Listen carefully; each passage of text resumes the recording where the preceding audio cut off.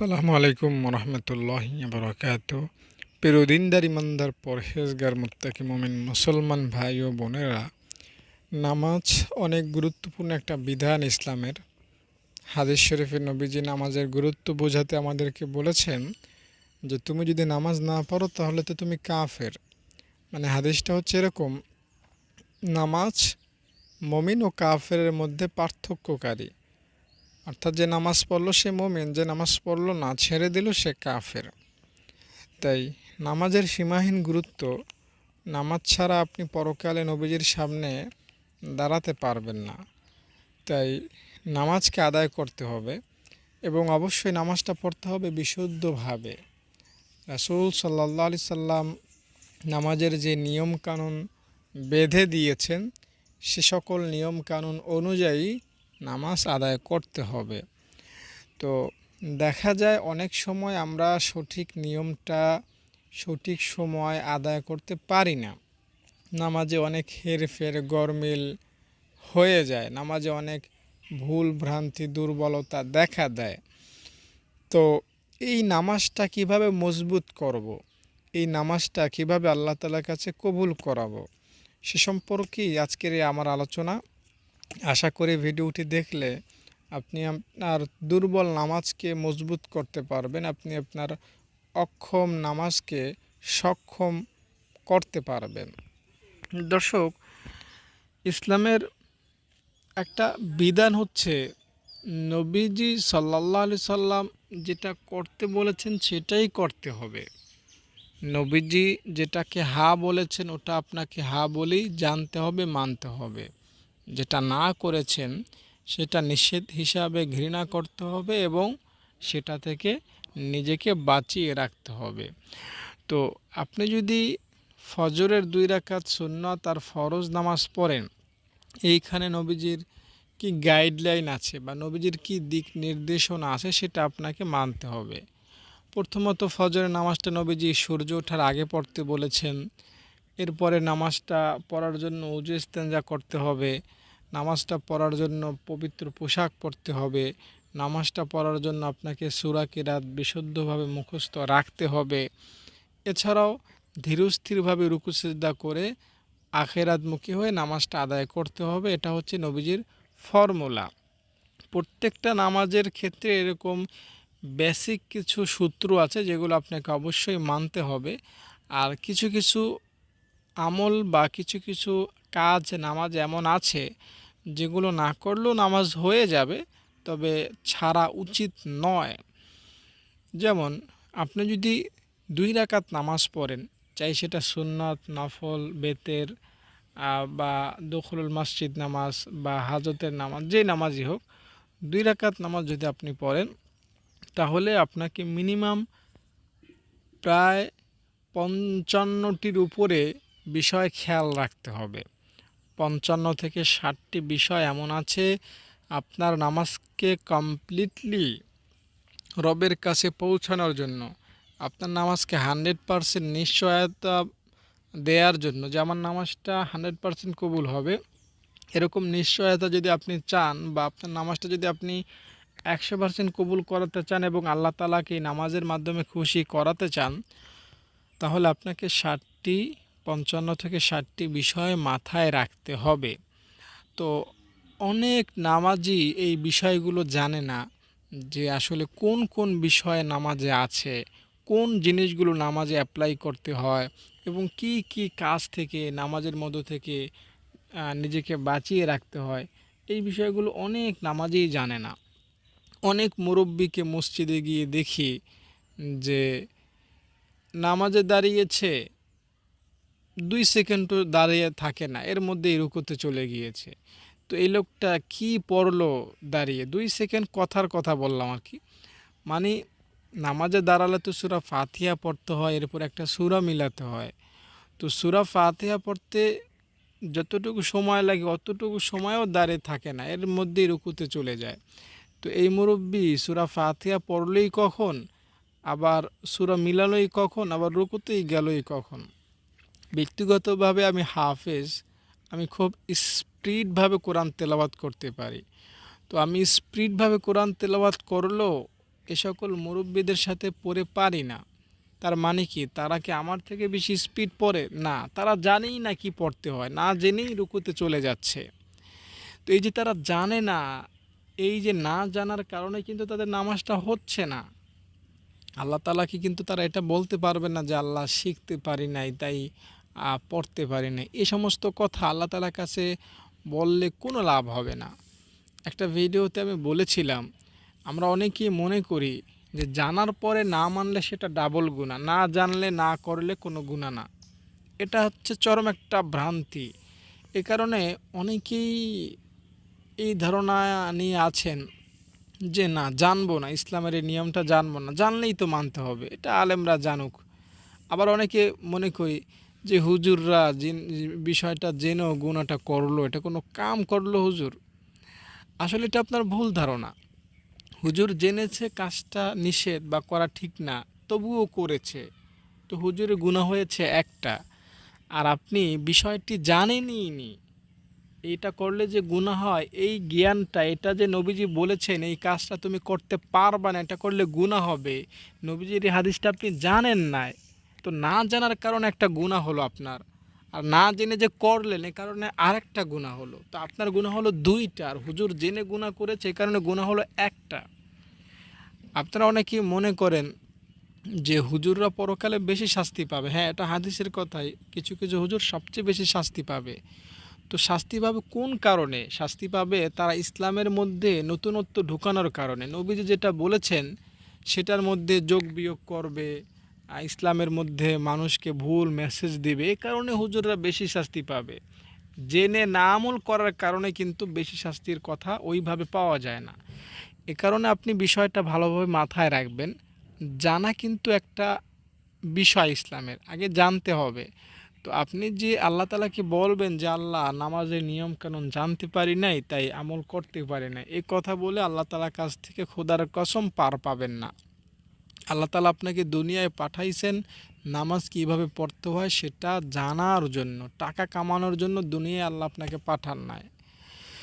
তাই যারা নামাজ ঠিকঠাক মতো পড়তে পারবে না তারা তো ধরা খেয়ে যাবে, আল্লাহ তাআলার কাছে তারা আযাব পাবে, আল্লাহ তাআলার কাছে তারা বঞ্চিত হবে। তো এ কারণে আমি আপনাকে একটা সহজ ফর্মুলা বলে দেব, যে ফর্মুলাটা মানতে পারলে আশা করি আপনি নামাজের যে ভুল ভ্রান্তিগুলো অতীত জীবনে করেছেন সেগুলো মাফ হবে, এবং আগামী দিনে যদি আমার এই ফর্মুলা মেনে চলেন আশা করি আপনার নামাজটা রবের কাছে গ্রহণযোগ্যতা পাবে। দেখুন, প্রথমে একটা উদাহরণ হিসাবে একটা কথা বলি।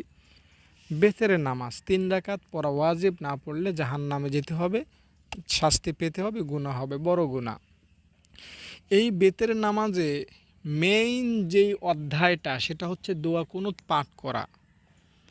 বেতের নামাজ পড়লেন কিন্তু দোয়া কুনুত পড়লেন না, খোদার কসম আপনার বেতের নামাজ কবুল হবে না। কিন্তু আপনি একটা মাসালা হয়তো জানেন যে দোয়া কুনুত যার মুখস্থ নাই সে বেতের নামাজ পড়তে পারবে দোয়া কুনুত ছাড়াই, এবং তার নামাজটা কবুল হয়ে যাবে। মানে আমি হুজুর আমার দোয়া কুনুতটা জানা আছে, আমি যদি বেতের নামাজে দোয়া কুনুত না পড়ি আমার নামাজ কোনোভাবেই কবুল হবে না। আর আপনি দোয়া কুনুত জানেন না, ইসলাম সম্পর্কে নতুন আমল করা শুরু করেছেন, দোয়া কুনুত জানেন না। তো আপনার জন্য ইসলাম ছাড় দিয়েছে যে আপনি দোয়া কুনুত ছাড়াই বেতের নামাজটা পড়তে পারবেন। কিভাবে? অন্য কোনো দোয়া পড়ার মাধ্যমে দোয়া কুনুতের জায়গায় বেতের নামাজটা আপনি আদায় করতে পারবেন। তো ইসলাম একটা অপশন রাখে যে বান্দা যাতে নিরাশ না হয়। যেমন আরও যদি কিছু এক্সাম্পল বলি, আপনার উপর হজ ফরজ, আপনি যুবক যখন ছিলেন, গরিব ছিলেন বা টাকা পয়সা ছিল কিন্তু হজ করেন, এখন বুড়া হয়ে গিয়েছেন, হাঁটতে চলতে পারেন না, হুইল চেয়ারে বসে থাকেন বা খুব অসুস্থ, আপনার হজ করতে হচ্ছে এখন কিন্তু পারছেন না, শারীরিক শক্তি নাই। তো এক্ষেত্রে ইসলাম বলে যে তুমি অন্য কাউকে টাকা দাও, অন্য কেহ তোমার পক্ষ হয়ে হজ করে আসুক, তাহলেও তোমাকে আল্লাহ তাআলা কিছুটা হলেও ছাড় দিতে পারেন। তো এখানে ইসলামের এই সুযোগটা আছে। আরেকটা উদাহরণ হলো রোজার ক্ষেত্রে, আপনি রোজা রাখতে পারতেছেন না অসুস্থতার কারণে, তো আপনি আরেকজনকে খাইয়ে দিলে আপনাকে আল্লাহ তাআলা মাফ করে দিবেন, এরকম একটা কথা ইসলামে আছে। তো সব কিছুর মধ্যে আল্লাহ তাআলা আমাদেরকে একটা বিশাল অফার দিয়ে রেখেছেন বা সার বা সুযোগ দিয়ে রেখেছেন, যাতে করে আমরা হতাশ না হই। দেখুন, একটা রাষ্ট্রের সকল নিয়ম কানুনই আমরা মানতে পারি না। কতভাবে কত জায়গায় সরকারের হামলা মামলা খেতে হয়, জেলখানায় যেতে হয়, লক্ষ লক্ষ মানুষ জেলখানায় বন্দী, কেউ অপরাধে কেউ নিরপরাধে, তো জেলখানায় যেতে হয়। তো আল্লাহ তাআলার যেই আদালতটা আছে, আল্লাহ তাআলার যে নিয়মকানুন আছে, সেই নিয়মকানুনগুলো কিন্তু বেশিরভাগ মানুষ অমান্য করে চলছে, যার ফলশ্রুতিতে জাহান্নাম নামক যে জেলখানা আছে সেটা কিন্তু ভরে যাবে মানুষ দ্বারা। তো আল্লাহ তাআলার যেই আদালত বা আল্লাহ তাআলার যেই নিয়মকানুন, সেটা যাতে আপনার দ্বারা ভঙ্গ না হয়ে যায়, সেজন্য আপনাকে সতর্ক থাকতে হবে। আল্লাহ তাআলাকে মাঝে মধ্যে বলতে হবে যে আল্লাহ, আমাকে তুমি মাফ করে দাও।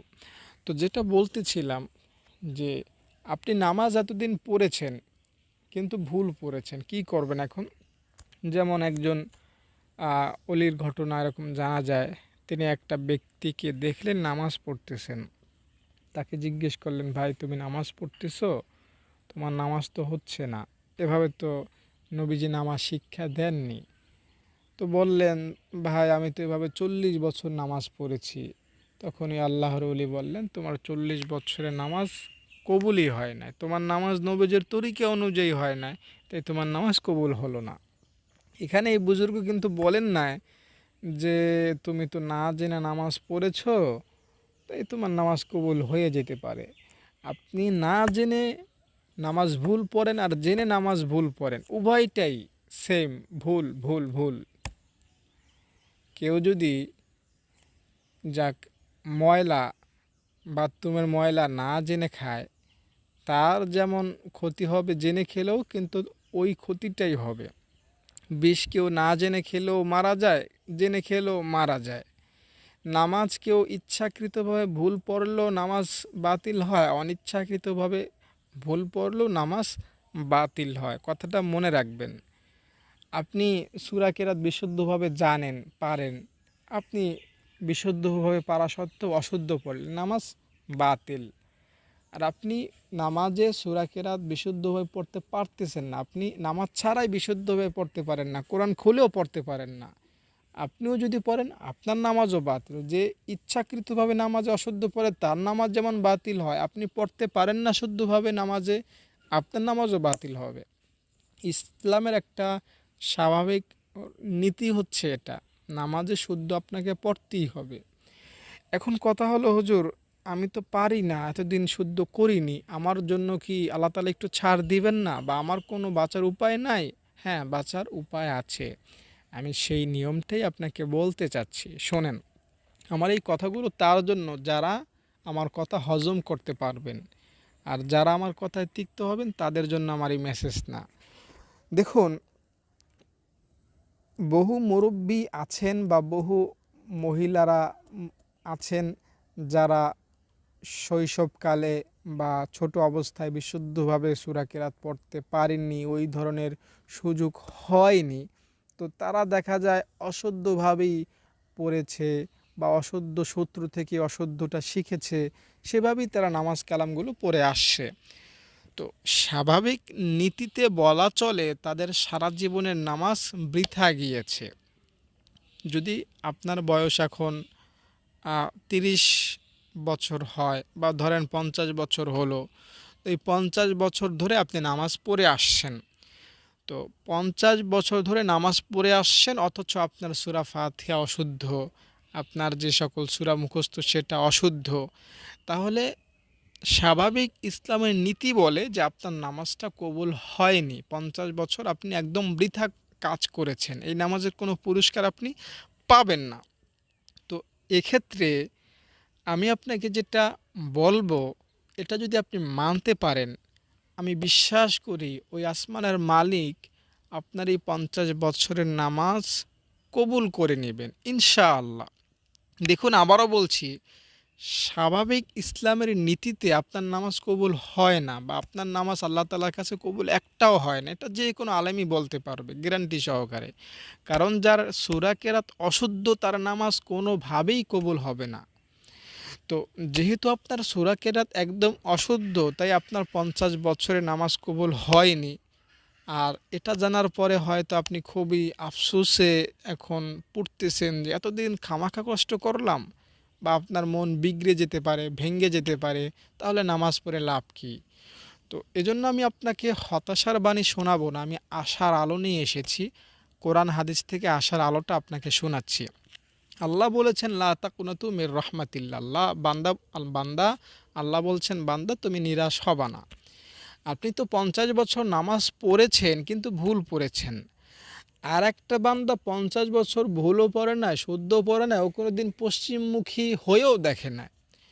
যে পশ্চিমমুখী কোনোদিন 50 বছর হওয়া সত্ত্বেও তাকিয়েও দেখে নাই, হয়েও দেখে নাই, এই বান্দাকেও আল্লাহ তাআলা ক্ষমা করতে রাজি। যে বান্দা তুই নামাজ পড়িসনি 50 বছর, সমস্যা না, আয় আমার কাছে খাঁটিভাবে মাপ চা, আমি তোকে দিব মাফ করে। এটা কোরআনের কথা, এটা হাদিসের কথা, এটা সমস্ত ওলামাদের কথা। একটা আলেম আপনি আমাকে দেখাতে পারবেন না যে ওই হুজুর বলেছেন যে 50 বছর নামাজ পড়ে নাই তাই আল্লাহ তাকে ক্ষমা করবেন না। একথা কোনো হুজুর বলবেন না, কোরআনেও নাই, হাদিসেও নাই। 50 বছর কেন, কেউ যদি 100 বছর নামাজ না পড়ে আর সে 100 বছর পর আল্লাহ তাআলার কাছে খাঁটিভাবে মাপ চায়, তো আল্লাহ তাআলার কথা হচ্ছে তাকে আমি মাফ করে দিব, তাকে আমি জান্নাত দান করে দিব। তো এখানে দেখুন, একটা ব্যক্তি নামাজই পড়ল না, তাকে আল্লাহ তাআলা ক্ষমা করে দিলেন। আর আপনি নামাজ পড়লেন 50 বছর কিন্তু সেটা অশুদ্ধ। তাহলে আপনার যুক্তি কি বলে, আপনার বিবেক কি বলে? আপনাকে কি আল্লাহ তাআলা ক্ষমা করবেন না? বা আপনার এই নামাজকে আল্লাহ কি কবুল করবেন না? যদি আপনি আল্লাহ তাআলাকে একটু বিশুদ্ধভাবে সঠিক পদ্ধতিতে বলতে পারেন, তো আপনার নামাজটা কি আল্লাহ তাআলা একদম বিফলে ফেলে দিবেন? অবশ্যই ফেলবেন না। তবে মৌলিক যে নীতিটা সেটা কিন্তু আপনাকে মনে রাখতে হবে। মৌলিক নীতি হচ্ছে কেউ যদি ইসলামের অর্থাৎ সূরা কেরাত শুদ্ধভাবে না শিখে নামাজ পড়ে, তাহলে ইসলামের হচ্ছে তার নামাজটা কবুল হবে না। কিন্তু এই যে এই বিষয়টা যদি আপনি লক্ষ্য করেন যে একজন ব্যক্তি 50 বছর নামাজ পড়ল না, সে মাপ চাইলো, আল্লাহ তাআলা মাফ করে দিলেন তাকে। আর আপনি 50 বছর নামাজ পড়লেন কিন্তু ভুল পড়লেন। তো আপনার নামাজটা কিভাবে আপনি কবুল করবেন?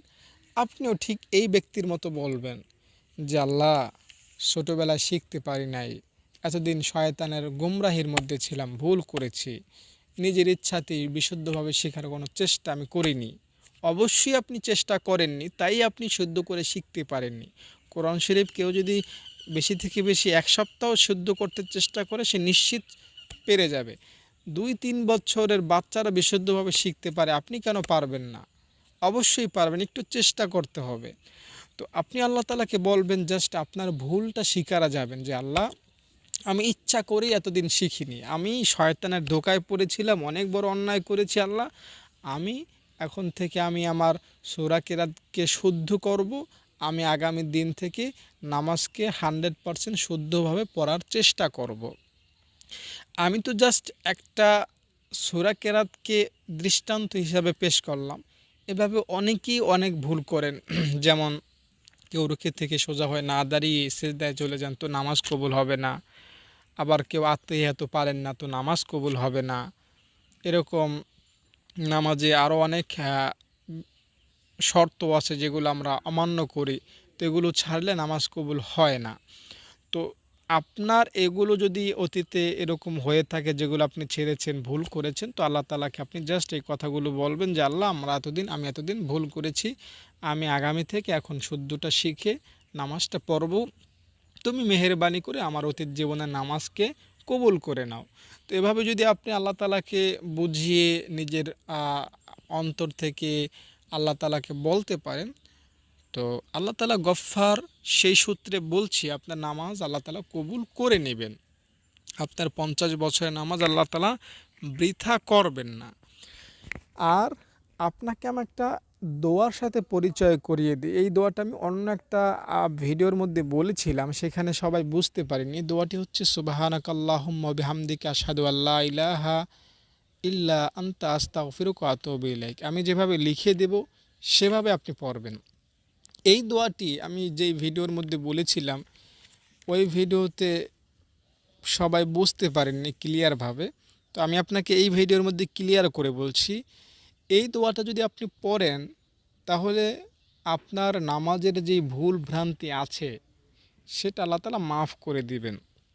মনে করেন এখন জোহরের নামাজটা পড়লেন, জোহরের সুন্নাত ৪ রাকাত পড়লেন, ৪ রাকাত ফরজ পড়লেন, এরপরে ২ রাকাত সুন্নাত পড়লেন, এরপরে মোনাজাত ধরলেন, এরপরে নামাজ থেকে মসজিদ থেকে বের হওয়ার সময় বা ঘরে মহিলারা নামাজ থেকে ওঠার সময়, নামাজ থেকে অন্য কাজে যাওয়ার সময় এই দোয়াটা পড়লে তার নামাজের যে ভুলগুলো হয়েছে সেগুলো আল্লাহ তাআলা ক্ষমা করে দিবেন। তবে কোন শর্তে? ওই যে আমি আগে যে কথাগুলো বললাম, আল্লাহকে আপনাকে ওয়াদা দিতে হবে যে আল্লাহ আমি এতদিন ভুল করেছি, এখন থেকে আমি বিশুদ্ধটা শিখব, আমি এখন থেকে ভালোটা শিখব, এই কথা আমি তোমাকে দিলাম। এবং শেখার প্রসেসিংয়ে আপনাকে থাকতে হবে। শুধু নিয়ত করলেন যে আল্লাহ শিখব, কিন্তু কোনো আয়োজন করলেন না শেখার, বা কোনো ব্যবস্থা আপনি করলেন না, তাহলে কিন্তু হবে না। তাই আপনাকে আয়োজন করে আল্লাহকে দেখাতে হবে যে আমি আল্লাহ তোমাকে বলেছিলাম আমি শিখব, আমি আয়োজনস্বরূপ একটা কোরআন কিনেছি, আমি শেখার জন্য একজন আলিমের সাথে কথা বলেছি, বা যিনি কোরআন পড়তে পারেন তার সাথে সময় পাস করছি। তো এরকম একটা বাহানা বা উসিলা আপনাকে আল্লাহ তাআলাকে দেখাতে হবে।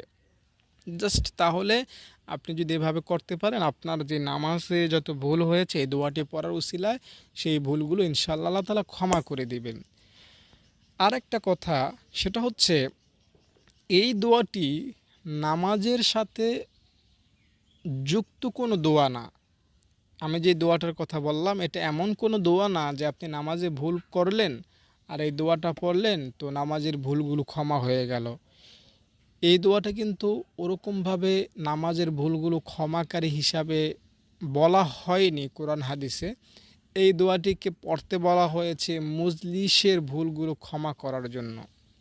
আপনি কোনো মজলিসে আছেন, কোনো জামাতে আছেন, তো আপনি ওই জায়গায় যত ভুল করেছেন সেই ভুলগুলো যাতে ক্ষমা হয়, সে কারণে আপনি এই দোয়াটি পড়তে পারেন। এ কারণে দোয়াটা ইসলামে বলা আছে যে দোয়াটা পড়লে ভুলগুলো ক্ষমা হবে। তো সেই সূত্রে আমি বলছি, যেহেতু আপনি আল্লাহ তাআলাকে অলরেডি আল্লাহ তাআলাকে কথা দিয়ে ফেলেছেন যে আমি এখন থেকে ভালোটা শিখব, এই কথা যেহেতু আল্লাহকে দিয়েছেন এবং এখন নামাজ পড়ছেন, তো নামাজে যে সকল ভুলগুলো হচ্ছে সেই ভুলগুলো ক্ষমা করার আশায় যদি এই দোয়াটা পড়েন, তো এই হিসাবে আমি বলছি আপনার গুনাহ আপনার নামাজের যে ভুল সেটা আল্লাহ তাআলা ক্ষমা করে দেবেন ইনশাআল্লাহ। এই দোয়াটি ওযু শেষেও পড়তে হয়। এছাড়াও এই দোয়াটি আপনার কোরআন তেলাওয়াত শেষেও আপনি পড়তে পারেন, বৈঠক শেষেও পড়বেন। এই দোয়াটি যদি পড়েন ইনশাআল্লাহ আপনি এই উপকার পাবেন। তো দর্শক, আশা করি আমি আপনাকে যেটা বুঝাতে চেয়েছি আপনি সেটা বুঝতে পেরেছেন। মোট কথা হচ্ছে, নামাজটা বিশুদ্ধভাবে পড়ার সর্বোচ্চ চেষ্টাটু নিজের থেকে করবেন, বাকিটা আল্লাহ তাআলা দেখে নেবেন। আর আপনি যদি চেষ্টা না করেন, শুধু এই দোয়া পড়েন, তাহলে কিন্তু কোনো কাজ হবে না। আমি আবারও বলছি পরিষ্কার করে, সুবহানাকাল্লাহুম্মা বিহামদিকা আশহাদু আল্লা ইলাহা ইল্লা আনতা আস্তাগফিরুকা ওয়া আতুবু ইলাইক। এই দোয়াটা আপনার নামাজের ভুল ক্ষমা হওয়ার জন্য যথেষ্ট নয়। যদি আমার এই কথা আপনি না মানেন, আপনাকে বলতে হবে আল্লাহ আমি এতদিন ভুল সূরা কেরাত পড়েছি, রুকু সেজদা ভালোভাবে করি নাই, তো আজ থেকে আমি কথা দিচ্ছি তোমাকে আমি এখন থেকে ভালোটা শিখব এবং বিশুদ্ধভাবে নামাজ পড়ব। এরকম কথা আল্লাহ তাআলাকে দিয়ে এবং এই কথার উপর আমল করে যদি আপনি নামাজ শেষে এই দোয়াটা পড়েন, তো আল্লাহ তাআলা চাহে তো আপনার নামাজের সাময়িক যে ভুলগুলো সেটা আল্লাহ তাআলা ক্ষমা করবেন। আর আপনি আল্লাহ তাআলাকে কথা দিলেন কিন্তু কথা মানতেছেন না, শুধু নামাজের ভুল ক্ষমা হওয়ার জন্য শুধু এই দোয়াটা পড়লেন, তাহলে কিন্তু কোনো কাজ হবে না ভাই। তাছাড়া আরেকটা কথা হচ্ছে কি, এই দোয়াটা হচ্ছে একটা ইস্তেগফার, মানে আল্লাহ তাআলার কাছে আপনি ক্ষমা চাচ্ছেন, আল্লাহ তাআলার কাছে আপনি ক্ষমা ভিক্ষা চাচ্ছেন এই দোয়াটার মাধ্যমে। তাই আপনি যখন এই দোয়াটা পড়বেন তখন এই নিয়ত রাখতে পারেন যে আল্লাহ, আমি যে নামাজে ভুলগুলো করেছি, আমার নামাজে যে ভুলগুলো হয়েছে আমার জানা মতে বা আমার অজান্তে, সেই ভুলগুলো তুমি ক্ষমা করে দাও। সেই ভুলগুলো ক্ষমা হওয়ার আশায় আমি এই দোয়াটা পড়ছি। ইনশাল্লাহ এভাবেও যদি এই নিয়ত করে পড়তে পারেন, তাহলেও আশা করা যায় আপনি নামাজের ভুল থেকে ক্ষমা পাবেন। হুবাহু যেভাবে আমি বললাম সেভাবে বলতে হবে না, জাস্ট মনে মনে নিয়ত করবেন যে আমার নামাজের ভুল ক্ষমা হওয়ার জন্য আমি দোয়াটা পড়ছি, সুবহানাকাল্লাহুম্মা বিহামদিকা আশহাদু আল্লা ইলাহা ইল্লা আনতা আস্তাগফিরুকা ওয়া আতুবু ইলাইক। অথবা আপনি শুধু আস্তাগফিরুল্লাহ পড়তে পারেন, আস্তাগফিরুল্লাহ।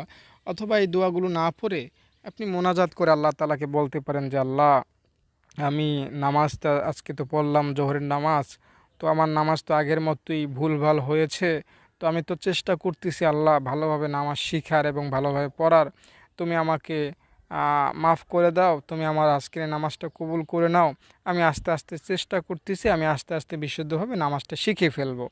তো এভাবে যদি মোনাজাতও আল্লাহ তাআলাকে বলতে পারেন, আল্লাহ তাআলাকে বোঝাতে পারেন, তাহলেও কিন্তু হয়ে যাবে। তো দর্শক, আশা করি ভিডিওটি আপনার কাছে ভালো লেগেছে। যদি ভিডিওটি ভালো লেগে থাকে, লাইক কমেন্ট শেয়ার করবেন এবং আপনি যদি আমার মাদ্রাসায় দান করতে চান আমাকে ফোন করবেন। ভালো থাকেন। আসসালামু আলাইকুম।